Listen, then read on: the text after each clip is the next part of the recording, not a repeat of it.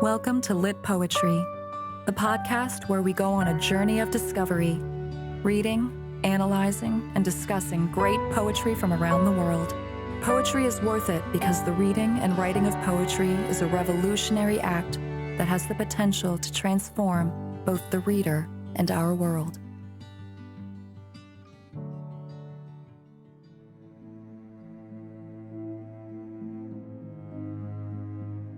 Welcome to the Litpoetry Podcast Season 2. My name is James Laidler, Australian poet, writer and your host. In today's episode we'll be stepping inside T.S. Eliot's apocalyptic vision of our modern world in his famous poem The Hollow Men. This poem presents a world descending into a state of deep moral, cultural and spiritual decay. Its inhabitants, the Hollow Men, are lost within the misty fog of existential uncertainty. It is a place full of restless, washed out and forsaken people. This is, as Eliot puts it, death's other kingdom, the dead land, the cactus land. Eliot describes this place as shape without form, shade without colour, paralysed force, gesture without motion. Published in 1925 in the shadows of World War I, the blasted landscape of this poem is filled with the forever wandering, the forever empty and the forever lonely husks of humanity. These are the stuffed men, the hollow men, whose lives refuse to rage against the dying of the light, as poet Dylan Thomas famously wrote, but rather whose lives simply bleed out, not with a bang, but with a whimper. But enough of me going on about this magnificent poetic masterpiece when you haven't even heard it yet. So let me present you with The Hollow Men by T.S. Eliot, read for you by the very talented Simon Jackson.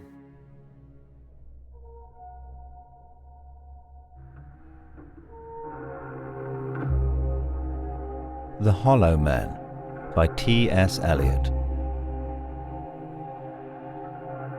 We are the hollow men. We are the stuffed men, leaning together, headpiece filled with straw, alas. Our dried voices, when we whisper together, are quiet and meaningless as wind in dry grass, or rats' feet over broken glass in our dry cellar. Shape without form, shade without colour, paralysed force, gesture without motion. Those who have crossed with direct eyes to death's other kingdom remember us, if at all, not as lost, violent souls, but only as the hollow men, the stuffed men. Eyes I dare not meet in dreams. In death's dream kingdom these do not appear. There the eyes are sunlight on a broken column. There is a tree swinging, and voices are in the winds singing, more distant and more solemn than a faded star. Let me be no nearer in death's dream kingdom. Let me also wear such deliberate disguises, rat's coat, crow skin, crossed staves in a field, behaving as the wind behaves, no nearer. Not that final meeting in the twilight kingdom. This is the dead land. This is the cactus land. Here the stone images are raised. Here they receive the supplication of a dead man's hand under the twinkle of a fading star. It is like this in death's other kingdom, waking alone, at the hour when we are, trembling with tenderness, lips that would kiss, form prayers to broken stone. The eyes are not here. There are no eyes here, in this valley of dying stars, in this hollow valley, this broken jaw of our lost kingdoms. In this last of meeting places, we grope together and avoid speech, gathered on this beach of the tumid river. Sightless unless the eyes reappear as the perpetual star, multifoliate rose of death's twilight kingdom, the hope only of empty man. Here we go round the prickly pear, prickly pear, prickly pear. Here we go round the prickly pear at 5 o'clock in the morning. Between the idea and the reality, between the motion and the act, falls the shadow. For thine is the kingdom, between the conception and the creation, between the emotion and the response, falls the shadow. Life is very long. Between the desire and the spasm, between the potency and the existence, between the essence and the descent, falls the shadow. For thine is the kingdom. For thine is, life is. For thine is the. This is the way the world ends. This is the way the world ends. This is the way the world ends, not with a bang but a whimper.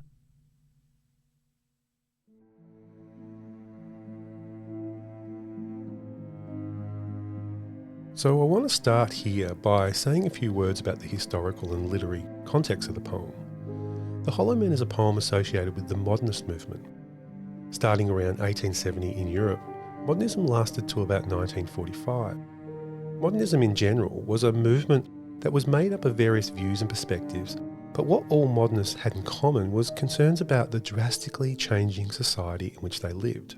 Society was becoming increasingly urban, industrial, less agricultural, and less tied down by traditional and religious moral frameworks. In response to shifting cultural goalposts, modernists engineered new forms of expression that departed from older traditions in an attempt to address the emerging realities they found around them. T.S. Eliot was one writer who felt increasingly alienated from the modern world. In response, Eliot tried to pioneer new poetic ways of writing that would express this growing sense of disorientation and disillusionment that he believed people were experiencing. The poems he famously wrote in the 1920s, such as The Hollow Men and The Wasteland, seem to be assembled as fragments, scraps of language that are loosely held together, but that read quite unpredictably. These fragments reflect a society that was collapsing, falling into disrepair and confusion. As a modernist poem, The Hollow Men mirrors the broken and crumbling reality of Western culture, particularly after the bloodshed of the First World War and the gradual perceived failure of its once strong value systems. Living in the shadow of World War I and left feeling adrift in a world that had lost confidence in its own cultural foundations, many members of Eliot's generation became hollow men, ghostly, empty figures left to haunt the world in which they lived. And it is interesting to note here that Eliot had a profound influence on the literary world at large, and more specifically affected the writing style and thematic concerns of authors such as F. Scott Fitzgerald and his novel, The Great Gatsby. Picking up on the images of Eliot from poems like The Hollow Men and The Wasteland, Fitzgerald describes the Valley of Ashes in The Great Gatsby, and in doing so closely mirrors Eliot's modernist outlook.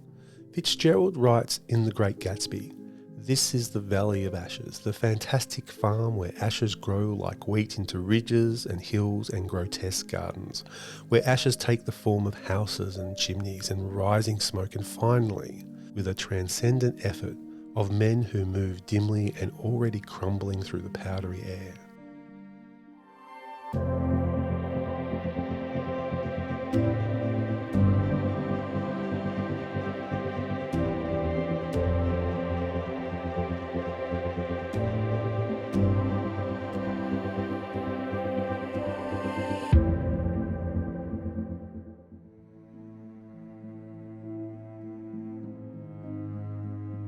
So here I want to talk about the form, metre and rhyme, and the narrator of the poem for that matter. The Hollow Men does not follow a standard form. Instead, the poem is written in free verse and broken up into 5 sections separated by numbers. It doesn't have a regular rhyme scheme or metre, and its stanzas vary in length. some as short as 2 lines, some as long as 10. As such, the poem comes across somewhat disorganised and chaotic. It never settles on a fixed pattern. Whenever it seems to, the poem morphs into something else. In a poem about fragmentation and trauma, this formal disorganisation reinforces the intended mood Eliot was trying to capture.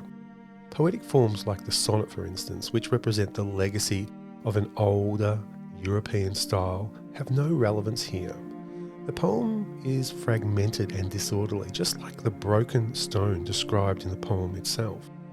Furthermore, The Hollow Men makes no use of rhyme scheme. It contains rhymes, yes, but not predictable, orderly ones. Indeed, the speaker only really makes use of partially failed rhymes, called slant rhymes, such as between the words meaningless and grass in lines 7 to 8. These rather unsteady rhymes prod and probe at the reader's senses. Their erratic and unpredictable nature reinforce the state of decay and desolation that the poem is describing. Like the hollow men, who seem unable to complete anything they start, who are gesture without motion, the poem's rhymes gather energy only to dissipate. The poem's rhymes are as fragmented and defeated as the hollow men are themselves. As for the poem's speaker or narrator, he portrays the hollow men as a group of exhausted, defeated people, of whom the speaker of the poem is also a member. He describes the group members as being without substance. Their heads are literally filled with straw, and he points out that their voices are vacuous. They show no empathy towards one another, rather they flounder around blindly, praying to broken stone, or in other words, to false gods and idols that can never bestow upon them a sense of purpose or meaning. Here, these hollow men can be interpreted as representing the generation that fought in and survived the war, emerging from it permanently scarred, unable to participate in or preserve their Western European culture, which seemed to be crumbling before their very eyes. It is interesting to note here, however, that another voice does make an appearance in the 5th section of the poem. The use of italics and the orientation of words on the right-hand margin of the poem indicate a new voice that is present in the poem. This new voice recites words from both the Bible and from a novel by Joseph Conrad, an outcast of islands. This new voice is able to quote these other texts precisely, perhaps hinting that the being behind the voice, unlike the speaker himself, enjoys an intimate relationship with God. In contrast, the main speaker remains in his state of alienation and confusion. When he tries to repeat the quotes of the mysterious voice, he can only regurgitate fragments. For thine is the. It's as though the hollow men have ventured beyond redemption. Even in hearing the Bible, they can only cough up empty and lifeless fragments from its pages. The speaker describes the setting as some type of underworld or purgatory, and refers to the place as Death's Dream Kingdom, or Death's Twilight Kingdom. The location is consistently bleak and desolate, being compared to a desert. This is made clear when it is referred to as the Cactus Land. It is a haunting and hopeless place that the speaker also calls the Valley of Dying Stars. It is full of ruins and damaged objects, broken stone and broken columns. These ruins serve as symbols for a failing and damaged European culture whose positive influence is in the decline.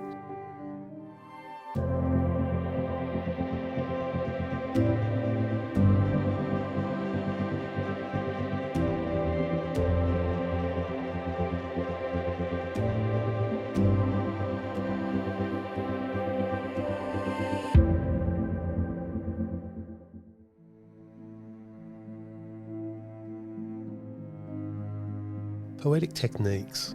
The Hollow Men is chock full of poetic devices including metaphors, similes, repetition, consonants, assonance, alliteration, caesura, enjambment and more. Too many to adequately unpack here.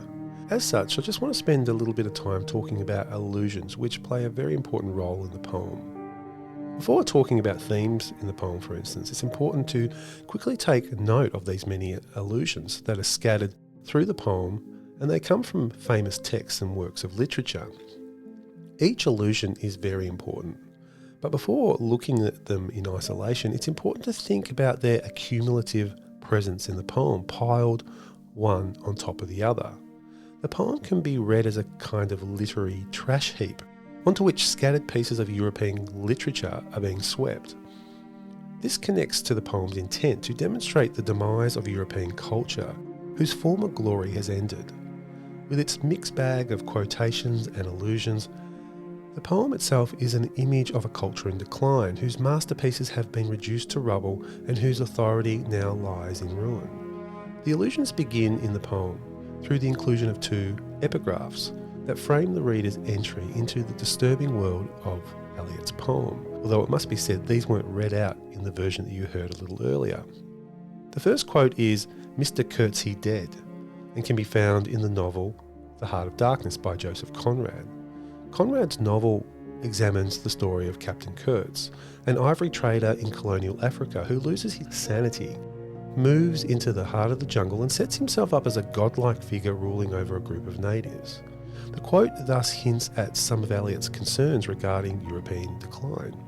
Captain Kurtz represents Eliot's greatest fear for his society, that it will lose its former instinctual and moral moorings in life and end up adrift like Kurtz, dead, hollow, empty, and floating like flotsam on an endless sea of meaninglessness.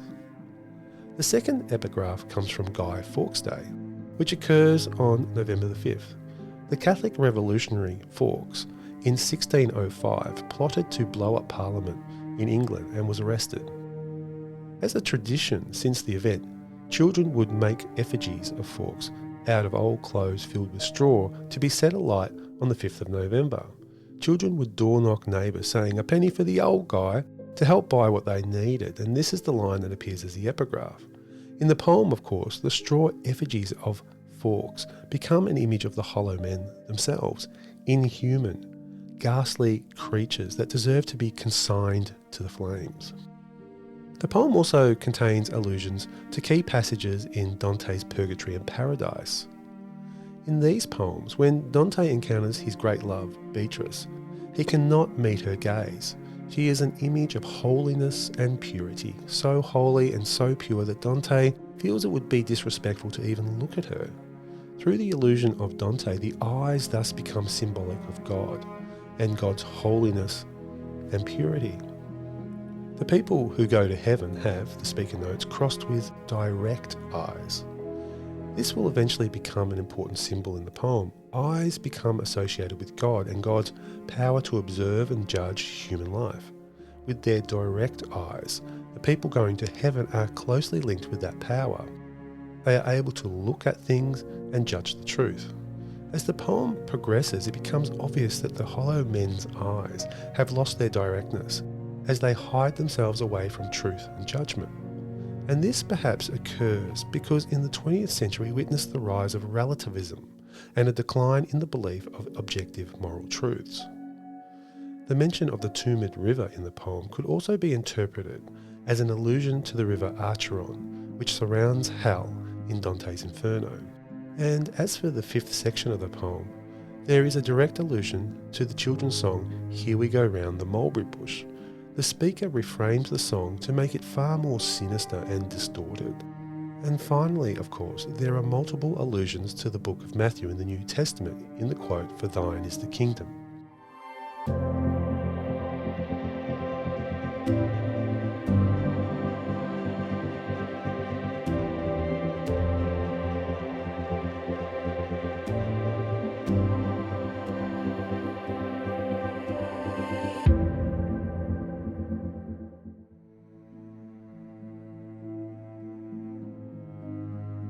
So I want to finish our discussion of this poem with a look at one of the central themes, the loss of culture and emptiness. The poem begins in a very disturbing fashion by introducing us to the hollow men, fragmented, alienated and shadowy figures who struggle to live in the real world and instead abide in a wasteland. The speaker points out that the hollow men's voices are dried to emphasise their barrenness of being. Their human voices, rather than being full of emotion and passion and sharp intellect, are quiet and meaningless as wind in dry grass. As such, the speaker is suggesting that the hollow men's voices roam senseless across the landscape like the wind itself, depressed and lonely, having lost their humanity. In their perpetual state of crisis, the hollow men have also become a danger not just to themselves but to human society itself. In part 2 of the poem, the speaker describes them wearing a rat's coat and crow skin. These are symbols of disease and death, respectively, and they reinforce this idea that hollow men are dangerous to others. This does not mean that they are necessarily malevolent people, though. Rather, they are simply riddled with disease and their condition is contagious.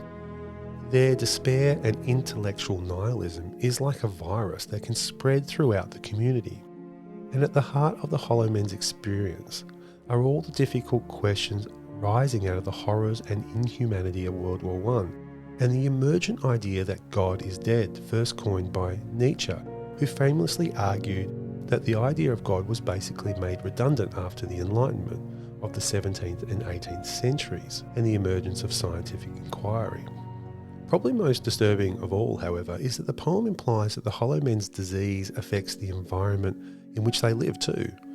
These men and their outlook, in other words, start to shape the physical world around them. For example, the landscape is described as a hollow valley and as a barren wasteland filled with cacti, dry grass and a whistling wind. But for myself, I can't but help to think about the hollow men of today, our very own selves, and how we ourselves shape the environment with our hollow values. This might sound rather depressing and pessimistic, but it's not that hard to argue that it is in our hollow and insatiable drive for consumption in the modern world today that we find the true force driving things like global warming and the destruction of our natural world. Could it be that we are shaping the world into an image of ourselves that simply reflects our own inner barrenness?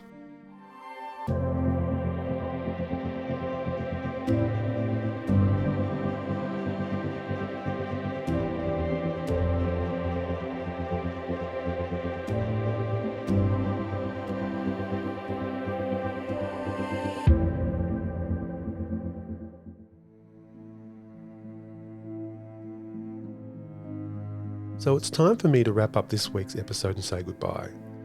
Next week on Lit Poetry, we'll be featuring a fantastic poem by Ali Whitelock and interviewing her on the podcast. I'm really excited by the video poem Lit Poetry has produced of one of her poems, and I can't wait for it to be published. The poem should make for an excellent discussion. If you want to support our work at Lit Poetry, please remember to subscribe to our podcast or YouTube channel. More poetry resources are available at www.litpoetry.com, and you can use the links on our website if you like to make a donation towards some of the costs we incur producing our audio-visual interpretations of poems, such as when we hire voiceover artists and purchase music licenses. Thanks again for all your support, and I'll see you next week.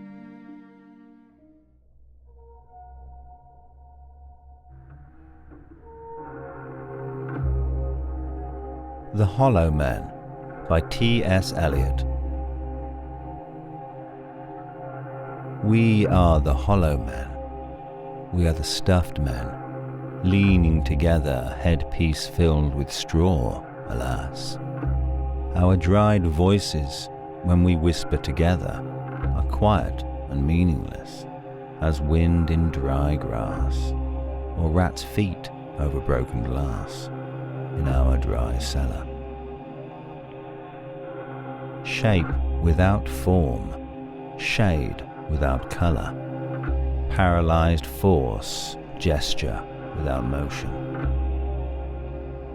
Those who have crossed with direct eyes to death's other kingdom, remember us, if at all, not as lost, violent souls, but only as the hollow men, the stuffed men.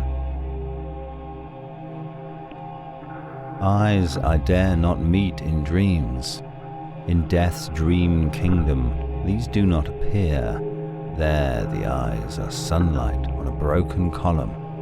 There is a tree swinging, and voices are in the winds singing, more distant and more solemn than a faded star.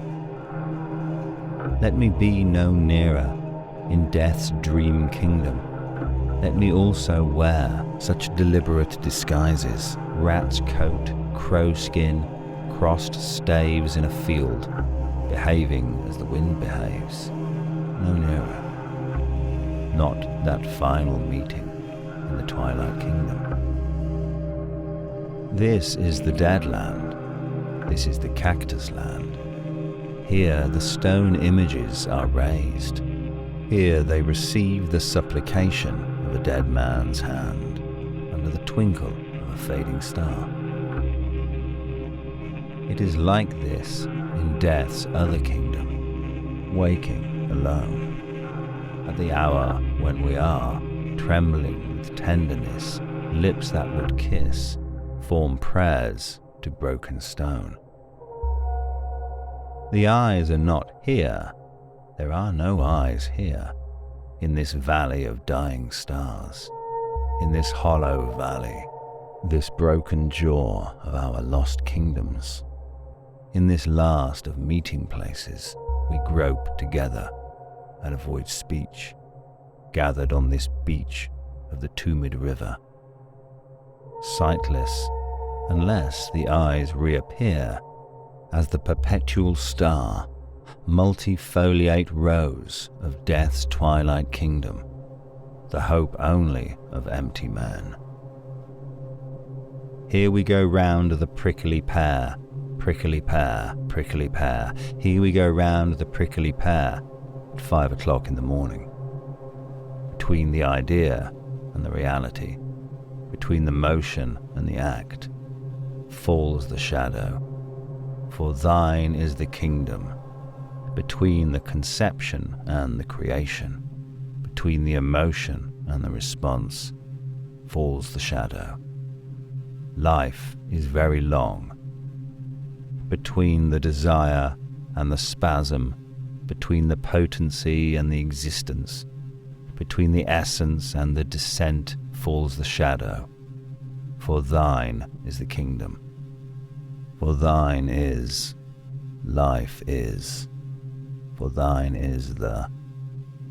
This is the way the world ends. This is the way the world ends. This is the way the world ends, not with a bang but a whimper. You've been listening to the Lit Poetry Podcast, presented by James Laidler. For more podcasts, poetry videos, and other useful resources, visit our website at www.litpoetry.com. Thanks for listening.